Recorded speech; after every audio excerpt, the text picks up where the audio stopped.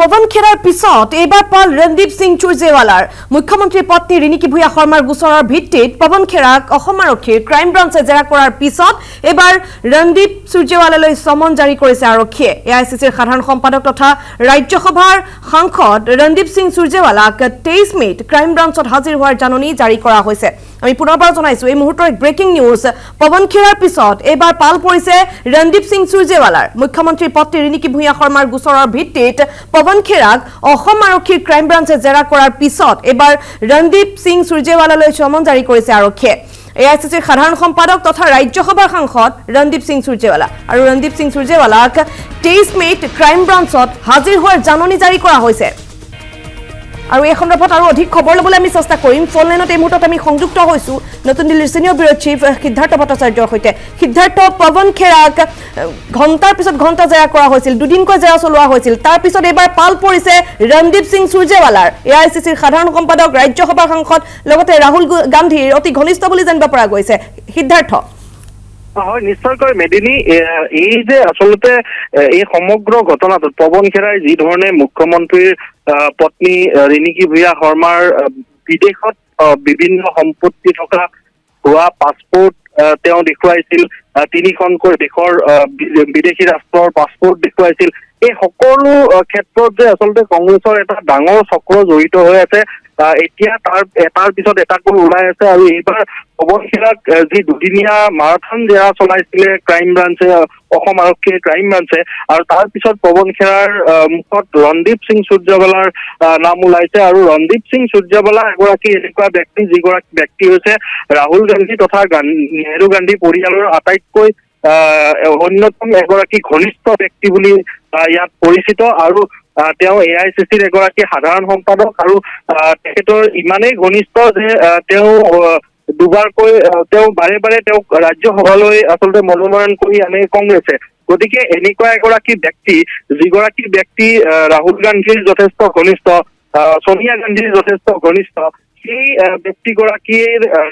নাম যেতিয়া পৱন খেৰাই লৈছে এই সমগ্ৰ বিষয়টোত তেওঁক তথ্য দাঙি ধৰাৰ তথ্য যোগান ধৰাৰ ক্ষেত্ৰত যিহেতুকে ৰণদীপ সিং চুৰজেৱালাৰ হাত আছিল ইয়াত যে বাৰে বাৰে কৈ থকা হৈছে বাৰে বাৰে যে মুখ্যমন্ত্ৰীয়েও ক'বলৈ বিচাৰিছে যে কংগ্ৰেছৰ আচলতে তাত এটা ডাঙৰ চক্ৰ জড়িত হৈ আছে আৰু তেওঁলোকে আচলতে এই যে সমগ্ৰ ঘটনাটোৰ আঁৰত ৰাহুল গান্ধীৰ জ্ঞাতসাৰে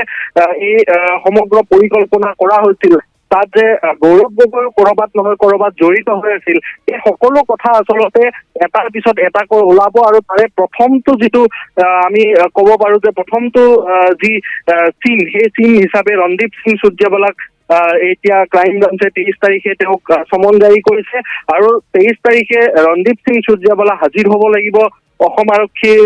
ক্ৰাইম ব্ৰাঞ্চৰ আগত আৰু তাৰ পিছত ৰণদীপ সিং চুৰজেৱালাৰ মুখত এইবাৰ কাৰ নাম ওলাই সেয়াও কিন্তু লক্ষণীয় হ'ব কিন্তু এই মুহূৰ্তত মই পুনৰবাৰ ক'ব খোজো ৰণদীপ সিং চুৰজেৱালা হৈছে এগৰাকী এনেকুৱা ব্যক্তি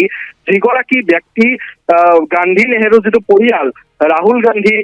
সোনিয়া গান্ধীৰ লগত যথেষ্ট ঘনিষ্ঠ আৰু সেই ঘনিষ্ঠ সূত্ৰে তেওঁক এআইচিচিৰ সাধাৰণ সম্পাদক পাতি থোৱা হৈছে সেই ঘনিষ্ঠ সূত্ৰে তেওঁক বাৰে বাৰে ৰাজ্যসভাৰ সাংসদ হিচাপে মনোনয়ন কৰি অনা হৈছে এইগৰাকী ৰণদীপ সিং চুৰজেৱালা তাৰ আচলতে যাক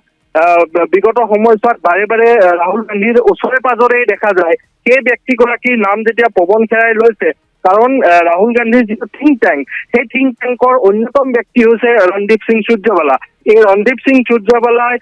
তেওঁ পৱন খেৰাক যিহেতু পৱন খেৰা হৈছে কংগ্ৰেছৰ জ্যেষ্ঠ মুখপাত্ৰ আৰু মুখ্য মুখপাত্ৰ চিফ তেওঁ স্পোক্সমেন গতিকে সেইগৰাকী ব্যক্তিক পৱন খেৰাক ব্যৱহাৰ কৰি আচলতে যি ধৰণে অসমৰ বিধানসভা নিৰ্বাচনৰ সময়ত মুখ্যমন্ত্ৰী ডক্টৰ হিমন্ত বিশ্ব শৰ্মা আৰু তেওঁৰ পত্নীৰ যিদৰে মানহানি কৰিবলৈ বা ৰাইজৰ মনত এটা বিৰূপ এটা ভাৱধাৰা সৃষ্টি কৰিবলৈ এক ষড়যন্ত্ৰ ৰচা হৈছিল আৰু সেই ষড়যন্ত্ৰৰ যি মুখ্য যি সূত্ৰধাৰ সেই সূত্ৰধাৰ হিচাপে অন্যতম ভূমিকা যে ৰণদীপ সিং চুৰজেৱালাই পালন কৰিছিলে আৰু সন্মুখত ৰখা হৈছিলে পৱন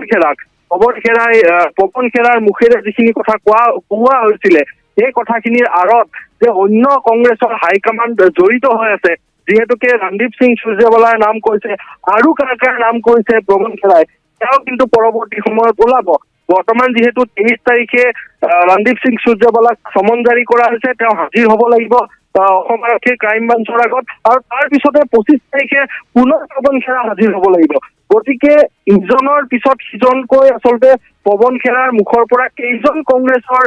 জ্যেষ্ঠ নেতাৰ নাম ওলায় বা তেওঁলোকৰ হাইকমাণ্ডৰ হাই লেভেলত থকা মানুহৰ নাম ওলায়, তেওঁলোকৰ হাই প্ৰফাইল নেতাৰ নাম ওলায়, সেয়া কিন্তু লক্ষণীয় হ'ব। যিহেতুকে